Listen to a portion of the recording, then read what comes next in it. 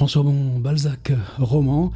On est en train de bâtir, et pour bâtir, on construit d'abord les points d'appui, les angles forts. Dans ces angles forts, pour moi, il y a forcément un livre singulier qui s'appelle Béatrix, ne serait-ce que pour la figure de l'écrivain femme, Camille Maupin. Quant à l'histoire d'amour qui est là, à la fin, c'est n'importe quoi, donc c'est pas la question, mais c'est ça qui est le miracle chez Balzac, c'est que tu lèves des forces, et une fois que tu les as levées, que tu te les tiens comme ça, qu'est-ce que ça peut faire ensuite? On relâche tout et ça devient ce que ça peut. Et Béatrix, évidemment, c'est quelque chose que tout... Ça fait partie de notre paysage, et c'est un des effets magiques aussi de Balzac. Quiconque traverse Guérande, malgré cette espèce de rocade encombrée infinie, tous les McDo, les entrepôts comme il y a partout, tout ça. Ouais, mais de l'autre côté mer, ça va mieux quand on va vers la Turballe, quand on rejoint cette pointe-là avec l'ancien sanatorium et puis le petit cimetière d'enfants aligné comme ça, avec les religieuses alignées comme si elles gardaient leur hiérarchie au bout, puis de l'autre côté Croisic, et puis on les voit en train de prendre le bateau du Croisic à la Turballe, et on sait que c'est le voyage qu'en 1830 Balzac a fait avec Madame de Berny, la première fois qu'il voyait la mer. Ouais, tout ça compte, et on en a parlé aussi pour Louis Lambert, Drame au bord de la mer. N'empêche qu'une autre dette à Béatrix, c'est Julien Gracq. Julien Gracq, alors évidemment du Balzac chez Gracq, il y en a partout, jusque en lisant, en écrivant. Il y a ce texte que j'aime pas trop, qui s'appelle, essayer de faire une comparaison entre Balzac, Flaubert et Stendhal. Ça marche pas si bien, mais dans Préférence, 1951, il y a ce texte qui s'intitule Béatrix de Bretagne. Et évidemment, Gracq, il est chez lui. C'est la presqu'île où ça se passe, dans son Savenay, Bourgognais, ça se passe au même endroit. Alors, qu'est-ce qu'il nous dit, Gracq? Comment il aborde Béatrix et comment il se sert de Béatrix pour sa propre réhabilitation? Balzac, dans ces années-là, nouveau roman et tout ça, tel quel et tout, c'était courageux. Et alors il y va comme ça. Peut-être n'a-t-on pas suffisamment mis en lumière la hantise exercée sur Balzac par la figure et l'œuvre de Dante, dont la silhouette se dresse en clé de voûte au centre du court récrit des proscrits. On a plein de choses à aller voir ensemble.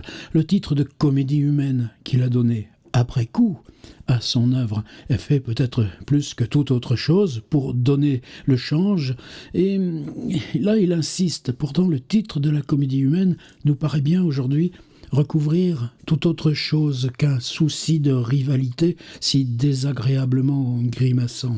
L'effort de la critique récente a tendu à dégager la légende balzacienne de cette ornière. L'ornière dont il parle, c'est Balzac lui-même a contribué, plus que quiconque, l'avant-propos de la comédie humaine, à désorienter la critique, à ourdir une conspiration tenace et très tard percée à jour pour dissimuler l'auteur de Séraphita ou d'Ulysse derrière le Balzac de Sainte-Beuve et reléguer l'écrivain une fois pour toutes sur le trône un peu fangeux de prince du réalisme. Et Gracq, quand il va à l'artillerie, il y va à l'artillerie lourde.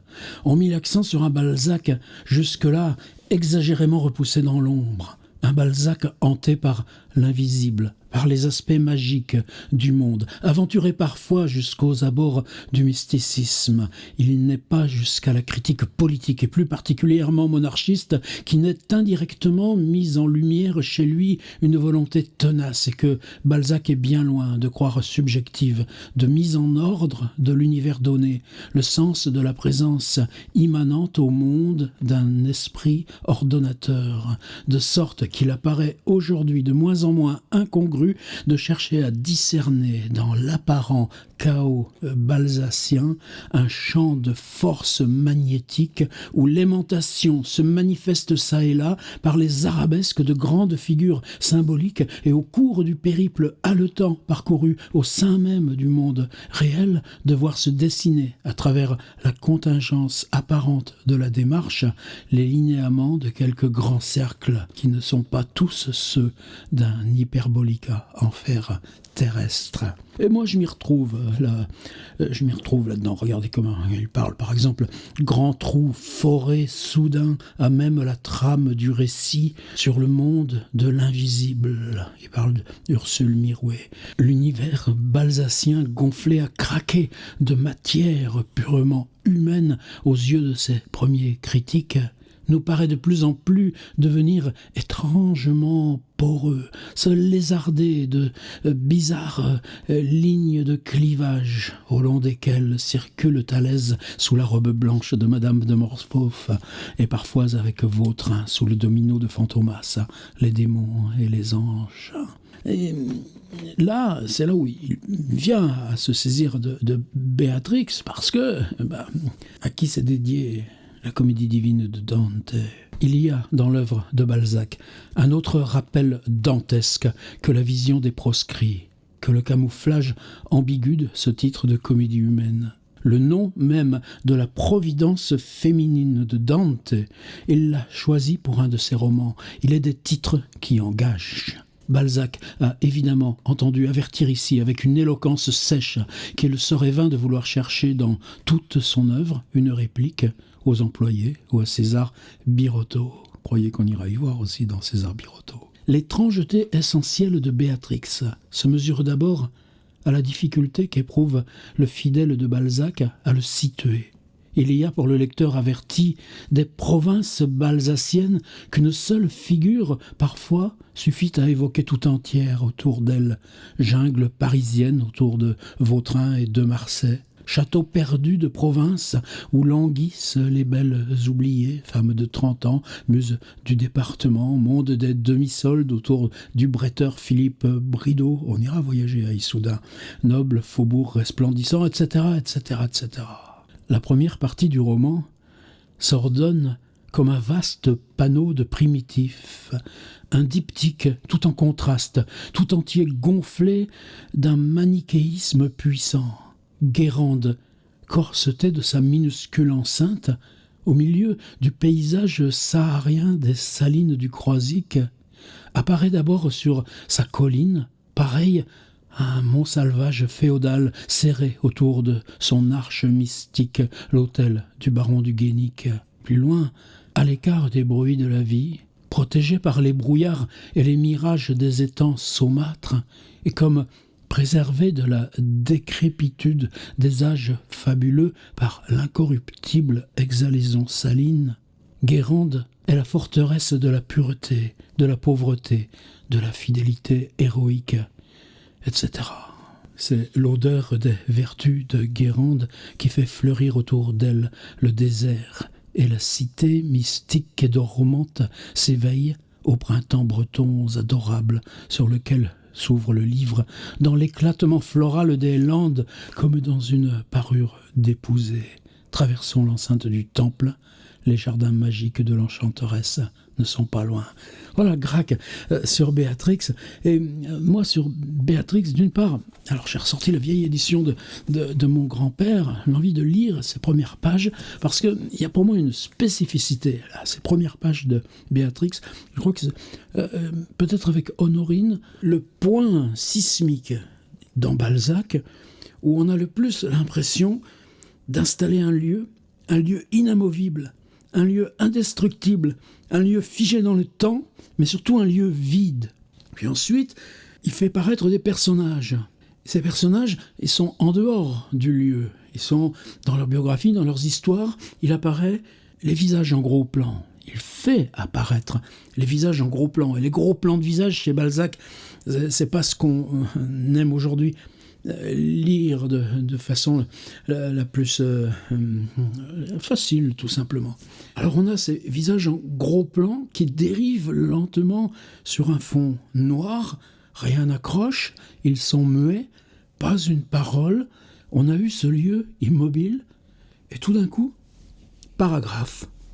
Tu reviens à la ligne, et dans ce même lieu sont installés ces personnages. Ils bougent, ils parlent, et le roman a commencé. Et ça, pour moi, c'est Béatrix. C'est au plus haut l'ouverture de Béatrix à chaque fois que je le relis. On va y voir avec ses premières pages. Honoré de Balzac, Béatrix, dans l'édition de Jules Rouff et compagnie, et l'éditeur Cloître Saint-Honoré. Belle adresse pour éditer du Balzac. Première partie.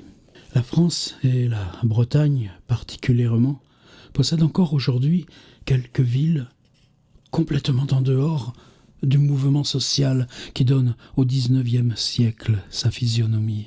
Faute de communication vive et soutenue avec Paris, à peine liée par un mauvais chemin avec la sous-préfecture ou le chef-lieu dont elles dépendent, ces villes entendent ou regardent passer la civilisation nouvelle comme un spectacle. Elles s'en étonnent sans y applaudir. Et soit qu'elles la craignent ou s'en moquent, elles sont fidèles aux vieilles mœurs dont l'empreinte leur est restée.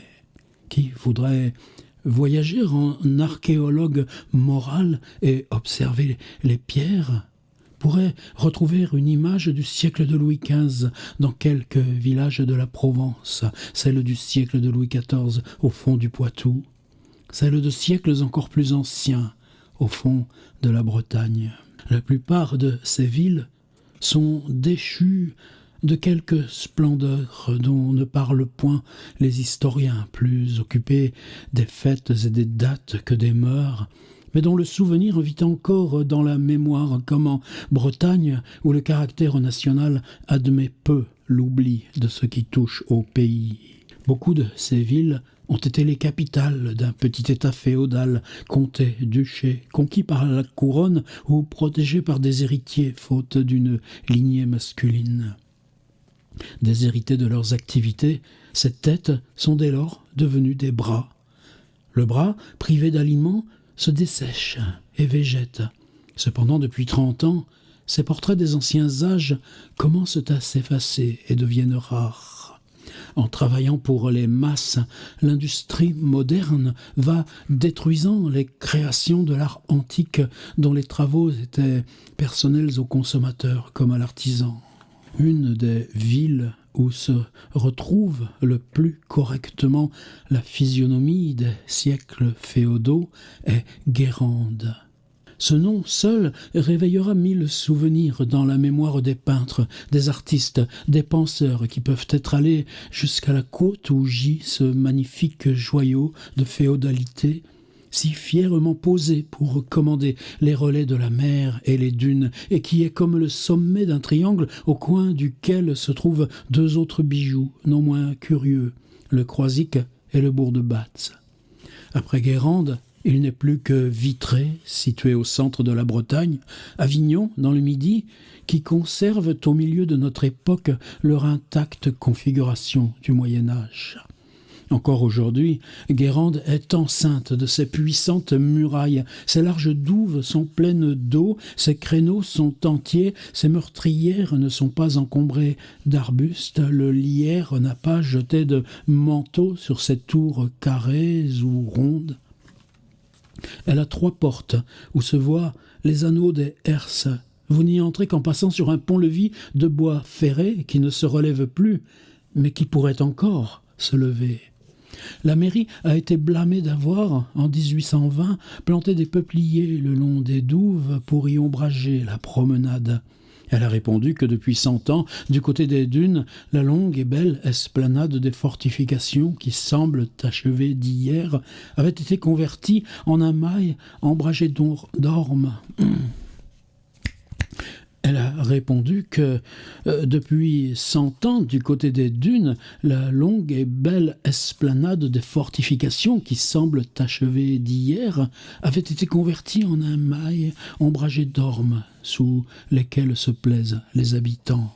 Là, Les maisons n'ont point subi de changement, elles n'ont ni augmenté ni diminué, nul d'elles n'a senti sur sa façade le marteau de l'architecte, le pinceau du badigeonneur, ni faibli sous le poids d'un étage ajouté. Toutes ont leur caractère primitif. Quelques-unes reposent sur des piliers de bois qui forment des galeries sous lesquelles les passants circulent et dont les planchers plient sans rompre.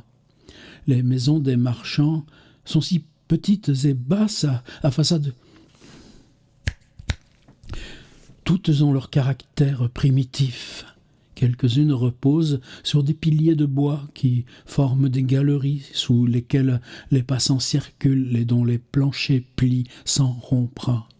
Les maisons des marchands sont petites et basses, à façade couverte en ardoise clouée. Les bois, maintenant pourris, sont entrés pour beaucoup dans les matériaux sculptés aux fenêtres et aux appuis. Ils s'avancent au-dessus des piliers en visages grotesques. Ils s'allongent en forme de bêtes fantastiques aux angles, animés par la grande pensée de l'art qui, dans ces temps, donnait la vie à la nature morte. Ces vieilleries qui résistent à tout présentent aux peintres les tons bruns et les figures effacées que leur brosse affectionne. Les rues sont ce qu'elles étaient il y a 400 ans. Seulement, comme la population n'y abonde plus, comme le mouvement social y est moins vif, un voyageur curieux d'examiner cette ville aussi belle qu'une antique armure complète pourra suivre non sans mélancolie une rue presque déserte où les croisées de pierre sont bouchées en pisé pour éviter l'impôt. Cette rue aboutit à une poterne condamnée par un mur en maçonnerie et au-dessus de laquelle croît un bouquet d'arbres élégamment posés par les mains de la nature bretonne, l'une des plus luxuriantes, l'une des plus plantureuses végétations de la France. Un peintre, un poète resteront assis, occupés à savourer le silence profond qui règne sous la voûte encore neuve de cette poterne, où la vie de cette cité paisible n'envoie aucun bruit, où la riche campagne apparaît dans toute sa magnificence à travers les meurtrières occupées jadis par les archers, les arbalétriers, et qui ressemblent aux vitraux à point de vue aménagés dans quelques belvédères. Il est impossible de se promener là sans penser à chaque pas aux usages, aux mœurs des temps passés. Toutes les pierres vous en parlent. Enfin, les idées du Moyen-Âge y sont encore à l'état de superstition. Si par hasard il passe un gendarme à chapeau bordé, sa présence est un anachronisme contre lequel votre pensée proteste. Mais rien n'est plus rare que d'y rencontrer un être ou une chose du temps présent. Il y a même peu de choses du vêtement actuel. Ce que les habitants en admettent s'approprie en quelque sorte à leurs mœurs immobiles, à leur physionomie stationnaire. La place publique est pleine de costumes bretons que viennent dessiner les artistes et qui ont un relief incroyable. La blancheur des toiles que portent les paludiers, nom des gens qui cultivent le sel dans les marais salants, contraste vigoureusement avec les couleurs bleues et brunes des paysans, avec les parures originales et saintement conservées des femmes. Ces deux classes et celle des marins à jaquettes, à petits chapeaux de cuir verni, sont aussi distinctes entre elles que les castes de l'Inde et reconnaissent encore les distances qui séparent la bourgeoisie, la noblesse et le clergé. Là, tout est encore tranché. Là, le niveau révolutionnaire a trouvé les masses trop raboteuses et trop dures pour y passer. Il s'y serait ébréché, sinon brisé. Le caractère d'immuabilité que la nature a donné à ces espèces zoologiques se retrouve là, chez les hommes. Enfin, même après la Révolution de 1830, Guérande est encore une ville à part, essentiellement bretonne, catholique fervente, silencieuse, recueillie, où les idées nouvelles ont peu d'accès. La position géographique explique ce phénomène. Cette jolie cité commande des marais salants dont le sel se nomme dans toute la Bretagne, celle de Guérande, et auquel beaucoup de Bretons attribuent la bonté de leur beurre et des sardines. Elle ne se relie à la France moderne que par 2 chemins, celui qui mène à Savenay, l'arrondissement dont elle dépend, et qui passe à Saint-Nazaire, celui qui mène à Vannes et qui la rattache au Morbihan. Le chemin de l'arrondissement établit la communication par terre et Saint-Nazaire la communication maritime avec Nantes. Le chemin par terre n'est fréquenté que par l'administration. La voie la plus rapide, la plus usitée, est celle de Saint-Nazaire. Or, entre ce bourg et Guérande, il se trouve une distance d'au moins 6 lieues que la poste ne dessert pas, et pour cause, il n'y a pas 3 voyageurs à voiture par année. Je laisse passer la description du paysage et du marais salant, mais une des scènes essentielles de Béatrix se passera là, avec le bateau des passeurs. Parfois, l'image de cette ville revient frapper au temple du souvenir. Elle entre, coiffée de ses tours, parée de sa ceinture.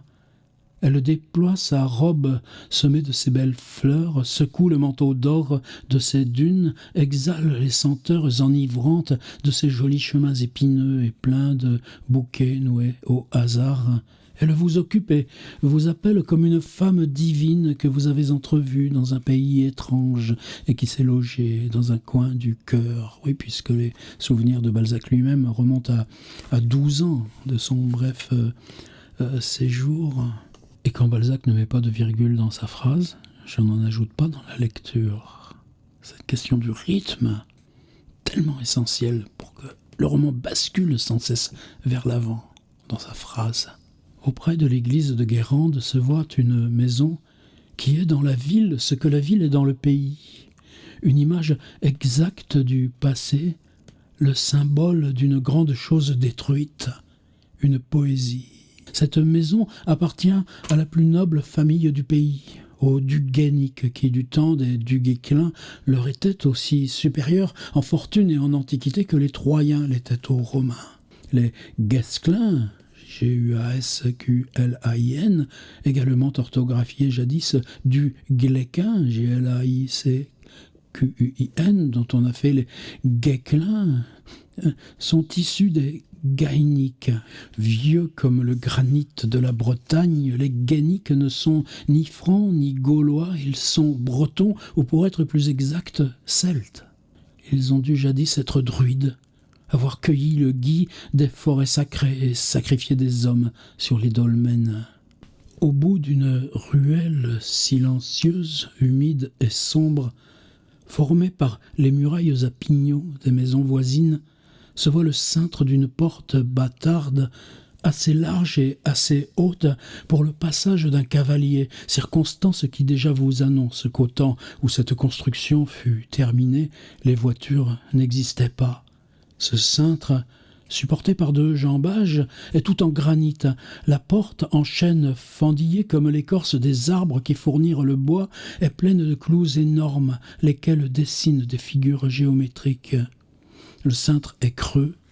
Il offre l'écusson des du Guénic aussi net, aussi propre que si le sculpteur venait de l'achever. La porte ouverte laisse voir une cour assez vaste, à droite de laquelle sont les écuries, à gauche la cuisine. L'hôtel est en pierre de taille, depuis les caves jusqu'au grenier. La façade sur la cour est ornée d'un perron à double rampe, dont la tribune est couverte de vestiges de sculptures, effacés par le temps, mais où l'œil de l'antiquaire distinguerait encore au centre les masses principales de la main tenant l'épée. Sous cette jolie tribune, encadrée par des nervures cassées en quelques endroits et comme vernie par l'usage à quelques places, est une petite loge autrefois occupée par un chien de garde. Les rampes en pierre sont disjointes, il y pousse des herbes, quelques petites fleurs et des mousses aux fentes, comme dans les marches de l'escalier que les siècles ont déplacées sans leur ôter de la solidité. La porte dut être d'un joli caractère, autant que le reste des dessins permet d'en juger. Elle fut travaillée par un artiste élevé dans la grande école vénitienne du XIIIe siècle. On y retrouve je ne sais quel mélange de byzantin et de mauresque. Elle est couronnée par une saillie circulaire chargée de végétation.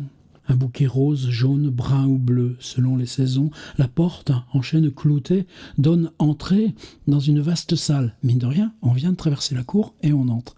Qui entre? Mystère. Le livre. Le livre se promène dans le lieu qu'il construit. Ça, c'est le mystère Balzac.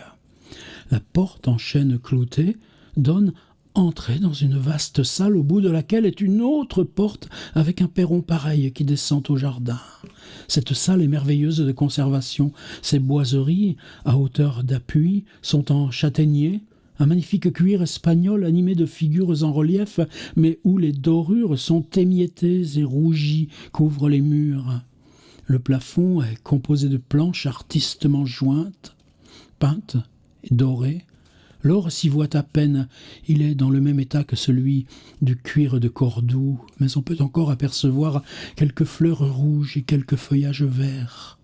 Il est à croire qu'un nettoyage ferait reparaître des peintures semblables à celles qui décorent les planchers de la maison Tristan à Tours, et qui prouveraient que ces planchers ont été refaits ou restaurés sous le règne de Louis XI.